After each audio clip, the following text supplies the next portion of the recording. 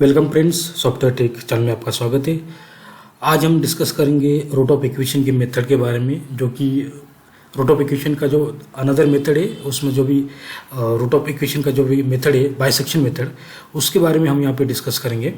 ठीक है, तो बाइसेक्शन मेथड जो भी होगा, बाइसेक्ट मतलब डिवाइड, मतलब उसका हाफ। ठीक है, तो ये हाफ इंटरवल मेथड है। तो इसमें हम कैलकुलेट क्या करेंगे कि रूट जो भी आपका आएगा, मतलब लोअर और अपर के बीच का, मतलब मिड पॉइंट का, वो रूट कौन सा होगा up to particular iteration. Okay, तो इसमें हम ये कैलकुलेट करेंगे। तो यहाँ पे मैंने एक टेबल प्रिपेयर करके रखा है। देखो यहाँ पे कितने वैल्यू यहाँ पे देखो, तो x1 x2 x3, तो यहाँ पे मैंने कुछ गिवन दिया है। x1 मतलब आपका लोअर वैल्यू, x2 मतलब अपर, और इन दोनों का हाफ पोर्शन जो भी आएगा मिड सेक्शन, वो आएगा आपका मिडल पॉइंट। ठीक है, मतलब x मिड। उसके बाद में यही फंक्शन मैंने गिवन, यही रूट मैंने गिवन फंक्शन में पुट किए।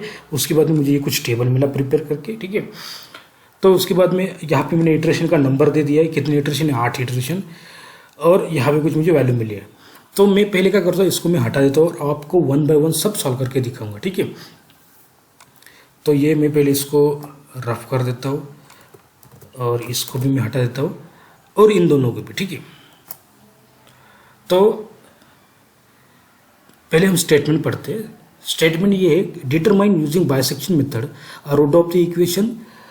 इक्वेशन है आपका cos x minus 1.3x is equal to 0 up to 8 iteration. Okay, so number of iteration is equal to 8, so you have to prepare 8 rows for a particular table. ठीक है, now function f of x is equal to cos x minus 1.3x is equal to 0 का मतलब नहीं है, तो 0 अगर यहाँ पे जाके माइनस भी करेंगे तो उसका वैल्यू नहीं है। ठीक है, so function become as cos x minus 1.3x। Now इसमें आपको यहाँ पे कोई गिवन नहीं है कि अपर कौन सा है, लोअर कौन सा है, तो we have to assume initial case x1 is a 0 suppose, minimum lower वाला, और x2 is equal to suppose 1।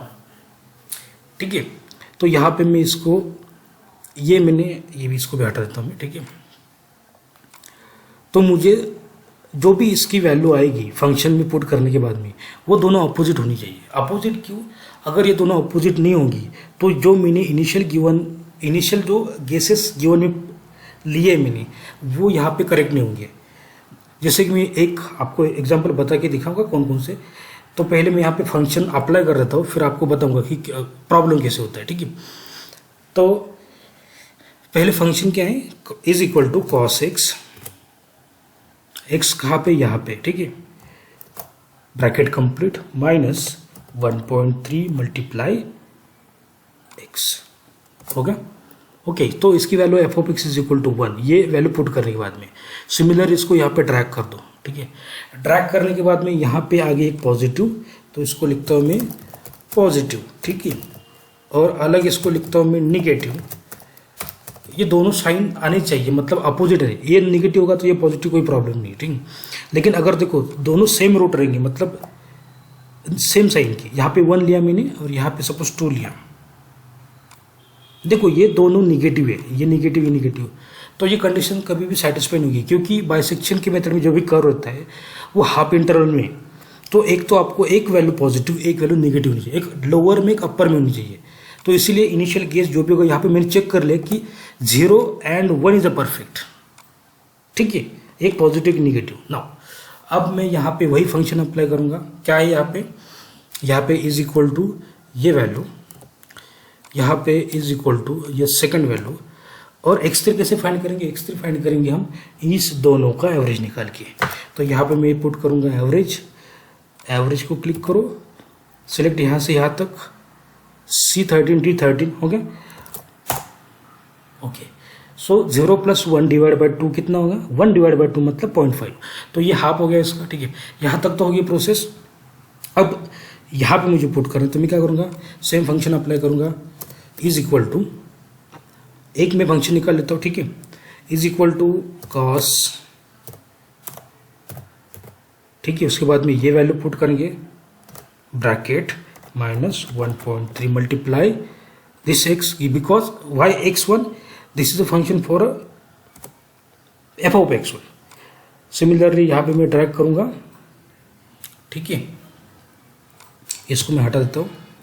Okay, तो ये हो गया आपका पहला इटरेशन, ठीक है। तो पहले इटरेशन के लिए ये हो गया।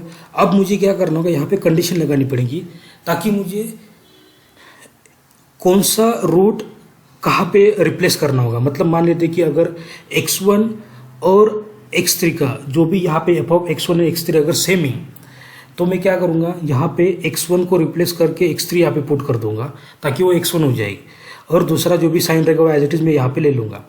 तो बाइसेक्शन का जो भी फॉर्मूला है, मान लेते कि f of x1 multiply with मतलब product of f of x1 and f of x3 is a less than 0। Okay, so condition is satisfy. तो मैं क्या करूँगा, वहाँ पे रिप्लेस करूँगा। रिप्लेस मतलब कौन सा रिप्लेस करूँगा कि x1 इज अ कांस्टेंट रहेगा और f ऑफ x3 का जो भी x3 रूट रहेगा वो चेंज होता जाएगा x2 के साथ। अगर f of x1 multiply with f of x3 is not less than equal to not less than 0, अगर ये कंडीशन सेटिस्फाई होती है मतलब लेस देन नहीं है, तो इसका मतलब क्या है, दोनों साइन जो भी है वो सेम रहेंगे, निगेटिव निगेटिव या पॉजिटिव पॉजिटिव। तो वहाँ पे मुझे क्या करना पड़ेगा, वहाँ पे मुझे वो वापस x2 की जगह पे x3 की वैल्यू पुट करनी पड़ेगी या x1 की जगह पे x3 की वैल्यू, जो भी कुछ आपका पर्टिकुलर कंडीशन है उसके हिसाब से, ठीक है। तो यहाँ पे मान लेते हैं कि ये पॉजिटिव है, मान मतलब यहाँ पे आया है पॉजिटिव, ये पॉजिटिव, इन दोनों का प्रोडक्ट कैसा है, ग्रेटर देन 0 है। तो यहाँ पे मैं क्या करूँगा, x1 की जगह पे मुझे 0.5 की वैल्यू आएगी क्योंकि x3 की वैल्यू, क्योंकि जो भी इटरेशन जैसे जैसे चेंज होगा वैसे वैसे x3 की वैल्यू रिप्लेस करेगी x1 के साथ, x2 के साथ, जैसे उसकी कंडीशन सेटिस्फाई करेगी वैसे, ठीक है। तो उसके लिए यहाँ पे मुझे फॉर्मूला अप्लाई करना पड़ेगा। फॉर्मूला कैसे अप्लाई करेंगे, इज इक्वल टू इफ, अगर इफ स्टेटमेंट में यहाँ पे नेस्टेड इफ का भी स्टेटमेंट यहाँ पे मैं अप्लाई करूँगा। इफ अगर multiplication product f of x1 multiply with f of x3 is less than 0, अगर होगा लेस देन 0 होगा, तो मान लेते कि अगर 0 होता तो क्या होगा, ये पॉजिटिव है तो ये निगेटिव होगा, ऐसे मान सकते, ठीक है। थोड़ी देर के लिए मान लेते कि ये पॉजिटिव, तो यहाँ पे निकला है पॉजिटिव है। अगर ये निगेटिव होता तो ये कंडीशन सेटिस्फाई होती, तो मैं क्या करता, अगर सेटिस्फाई होती तो मैं क्या करता, वहाँ पे x1 की जगह पे जो वैल्यू चेंज कर देता। तो मैं क्या करूँगा, x1 की वैल्यू क्या है 13, यहाँ पे 13 सेल पे कौन सी, C13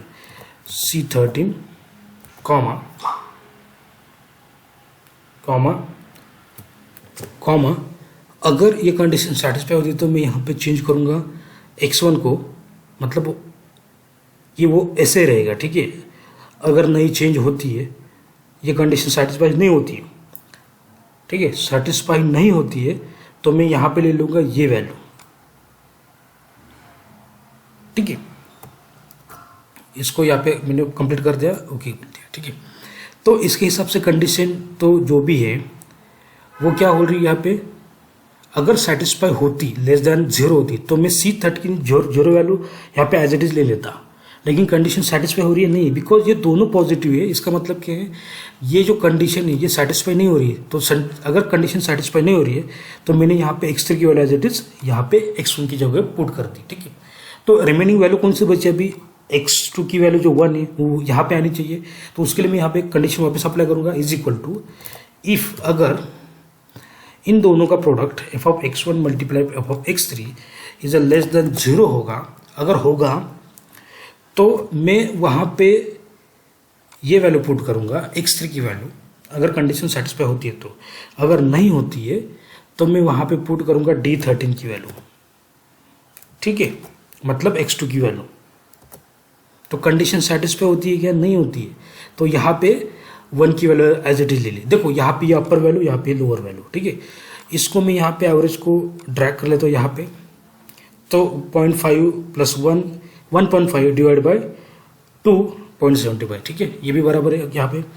अब इसको मैं यहाँ से तीनों सेलेक्ट करता हूँ, यहाँ पे ले लेता हूँ, ठीक है। यहाँ पे ये कंडीशन आ रही है, इसको मैं हटा देता हूँ यहाँ से। मैं आपको बताऊँगा कंडीशन कैसे अप्लाई करनी है, ठीक है, हो गया। अब इसको पूरा सिलेक्ट करो आप और ड्रैग करो अप टू 8 इटरेशन, हो गया। अप टू 8 इटरेशन ड्रैग करने के बाद में आपको पूछा है रूट ऑफ इक्वेशन, तो रूट कौन सा है आपका, ये वाला। तो 8वें इटरेशन के बाद में रूट की वैल्यू क्या है, ये वाली वैल्यू, ठीक है। तो इसको मैं क्या करता हूँ, थोड़ा सा डिजिट कम कर देता हूँ, ठीक है। तो यहाँ पे मैं क्या करता हूँ, एक कंडीशनल फॉर्मेटिंग अप्लाई कर देता हूँ कि आपको समझ में आए। यहाँ पे क्या, मैं न्यू रोल पे, फिर उसके बाद में format only cell that content, then cell value, इसमें से मुझे नेगेटिव वैल्यू शो करनी है, तो मैं क्या करूँगा, लेस देन 0,